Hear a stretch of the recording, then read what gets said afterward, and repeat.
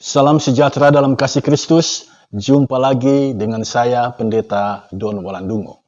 Saudara sekalian, selama ini kita begitu meyakini Tuhan itu Maha Pengampun. Namun dalam kitab Ratapan kita membaca Tuhan tidak mengampuni dosa.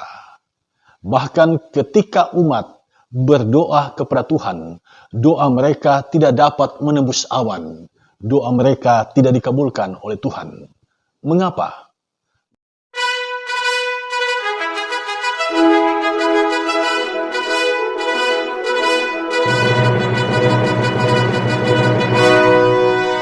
Mari kita belajar dari Ratapan pasal 3 ayat 41 sampai ayat yang ke-48. Sebelum kita merenungkan bagian Alkitab ini, mari kita berdoa. Ya Bapa Allah yang Maha Kuasa, Allah yang kami kenal melalui Yesus Kristus Tuhan kami. Kami mengucap syukur atas kebaikan-Mu menjaga memelihara kami sampai detik ini. Kini kami mau belajar dari firman-Mu. Ya Roh Kudus, tuntun kami dengan kuasa-Mu. Di dalam nama Tuhan Yesus, kami berdoa. Amin. Saudara yang dikasihi Tuhan, saat kita berbuat dosa, kita mudah kalut, kita mudah retak, kita mudah sakit, kita mudah jatuh dan hancur. Ini fakta adanya, tertulis dalam sejarah dan kitab suci bangsa Israel. Kala mereka memilih memberontak dan mendurhaka terhadap Tuhan, saat itu mereka retak, jatuh, dan hancur. Kitab Ratapan menggambarkan kepada kita tentang hal itu. Sungguh mengerikan jika kita memilih berbuat dosa. Dalam kitab Ratapan pasal 3 ayat 42 kita membaca kalimat ini. Kami telah mendurhaka dan memberontak, Engkau tidak mengampuni. Saudara, selama ini kita tahu Tuhan itu Maha Pengampun. Mengapa ketika umat mendurhaka, ketika umat memberontak, Tuhan tidak mengampuni? Saudara, untuk memahami tentang hal ini, kita harus tahu sejarahnya. Tahukah Anda mengapa kitab ini disebut kitab Ratapan? Mengapa kitab ini disebut kitab Ratapan? Dan siapakah yang menulis kitab ini?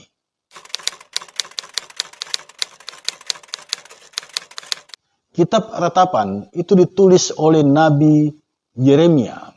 Kitab ini sering dibaca oleh orang Yahudi ketika mereka sedang menjalani masa puasa.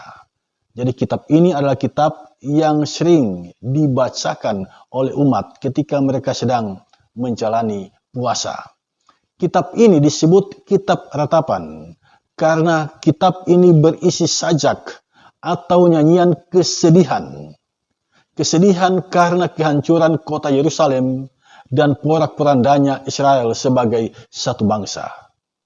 Kitab ini ditulis tahun 586 sebelum Masehi ketika kota Yerusalem dihancurkan oleh Nebukadnezar, Raja Babel.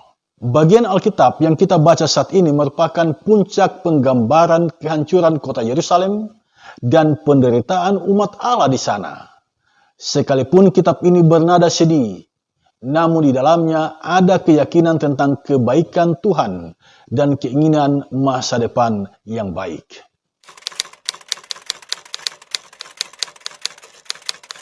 Jika kita mencermati dengan baik teks Ratapan pasal 3 ayat 41 sampai ayat yang ke-48, bagian Alkitab ini terdiri dari 3 pokok pikiran. Yang pertama, ayat 41. Ayat ini berisi ajakan untuk mengangkat hati dan tangan kepada Allah di sorga. Di Israel, tindakan mengangkat hati dan mengangkat tangan itu sesungguhnya merupakan tanda kesiapan untuk kembali berdamai dengan Tuhan. Mengangkat hati dan mengangkat tangan itu sesungguhnya adalah tanda umat bertobat dan berpaling kepada Tuhan. Nah, ini juga merupakan tanda kesiapan menantikan apa yang Allah mau perbuat di dalam kehidupan umat. Nah, mengapa Nabi Yeremia mengajak umat mengajak umat mengangkat hati dan tangan? Jawabnya dapat kita lihat dalam ayat yang ke-42. Karena kami telah mendurhaka dan memberontak.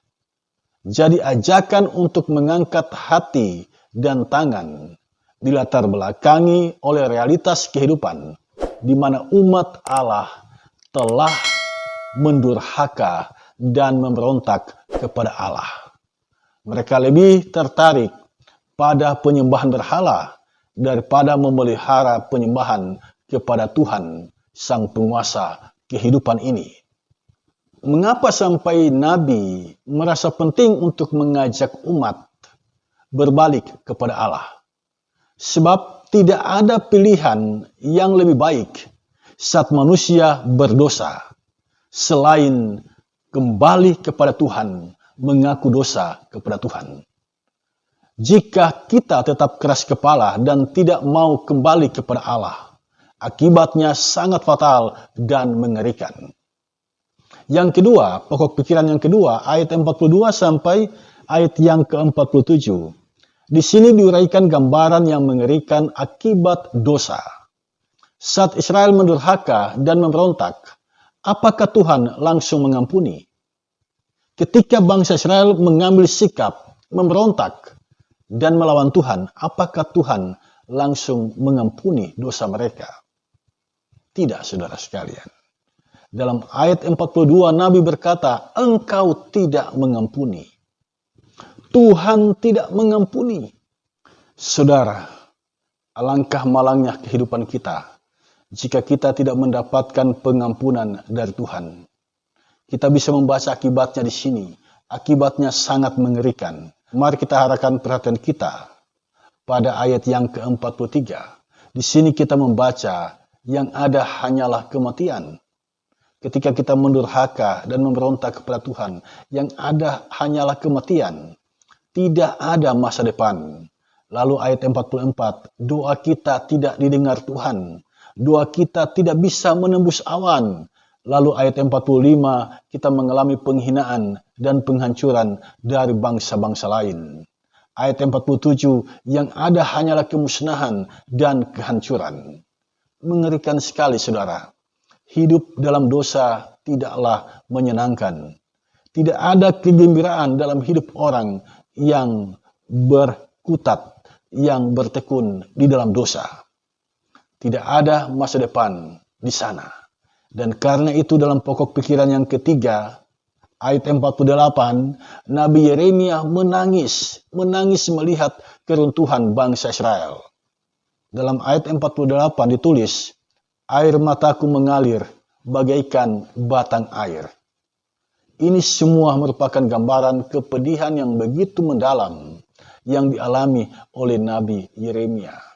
Yeremia menangis, Yeremia sedih. Ini semua merupakan gambaran kepedihan yang dialami oleh Nabi Yeremia. Yeremia menyadari betul betapa mengerikannya akibat perbuatan dosa umat Allah. Dan karena itu Nabi Yeremia mengajak umat untuk berpaling. Berpaling kepada Allah, mengangkat tangan kepada Allah, mengangkat hati kepada Allah. Bertobat, itu yang dikehendaki oleh Nabi Yeremia. Umat harus bertobat dan bersedia memulihkan hubungan dengan Tuhan. Jika itu dilakukan, maka Tuhan akan mendengar doa mereka. Dan Tuhan dekat dikala umat memanggilnya. Itu dicatat dalam Ratapan pasal 3 ayat 56 sampai ayat yang ke-57.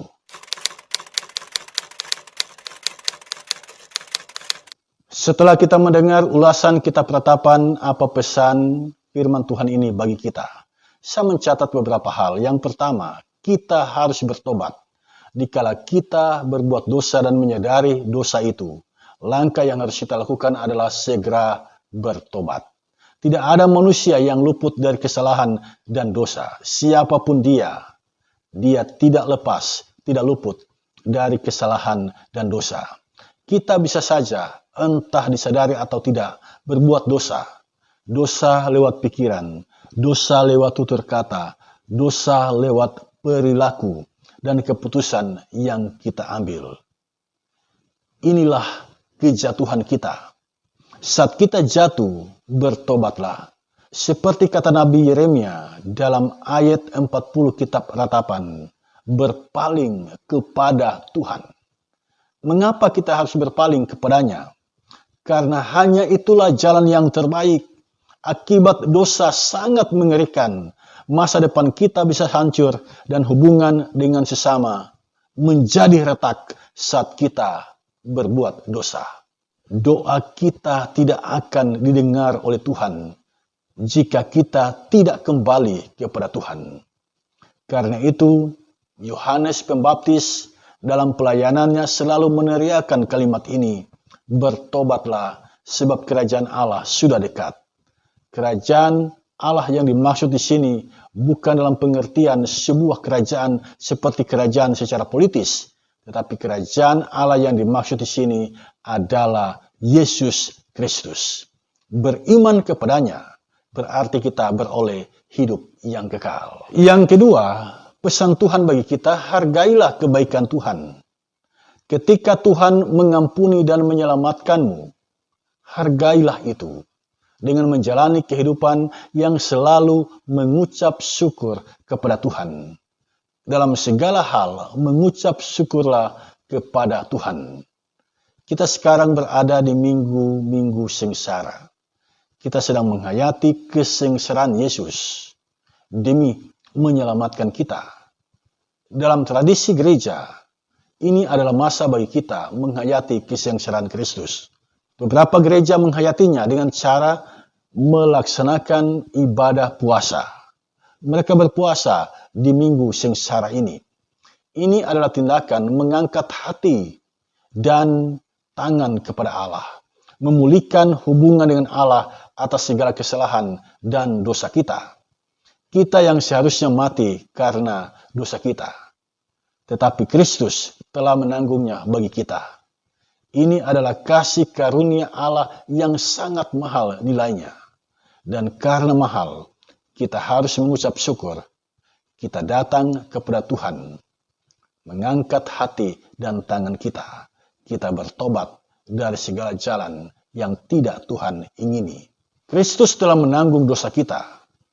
Karena kebaikan Kristus ini, kita diselamatkan. Mari kita jalani kehidupan ini dengan selalu mengucap syukur, karena Kristus telah menyelamatkan kita. Yang ketiga, tetaplah mawas diri. Kuasa si jahat tidak akan pernah berhenti mencobai kita. Belajarlah dari sejarah kehidupan umat Israel saat mereka berjalan dalam persekutuan dengan Tuhan.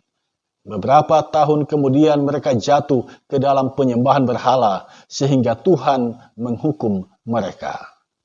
Ini menjadi pelajaran yang sangat berharga bagi kita.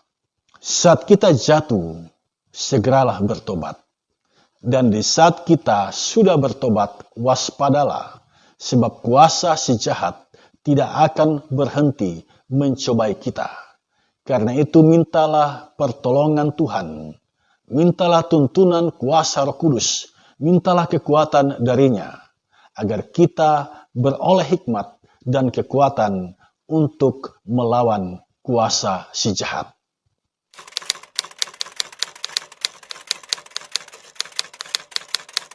Kitab Ratapan sesungguhnya mengajarkan kita, senyaring apapun doa kita, setekun apapun kita beribadah, Tuhan tidak mau mendengar doa kita dan tidak berkenan atas ibadah kita jika kita masih senang hidup di dalam dosa. Namun saat kita bertobat, Tuhan dekat dengan kita. Tuhan mendengar doa kita. Karena itu seringlah nyanyikan nyanyian ini. Ya Tuhan, angkat diriku lebih dekat kepadamu. Jadi jelas bagi kita, hanya dekat Allah saja kita tenang dan punya masa depan yang baik.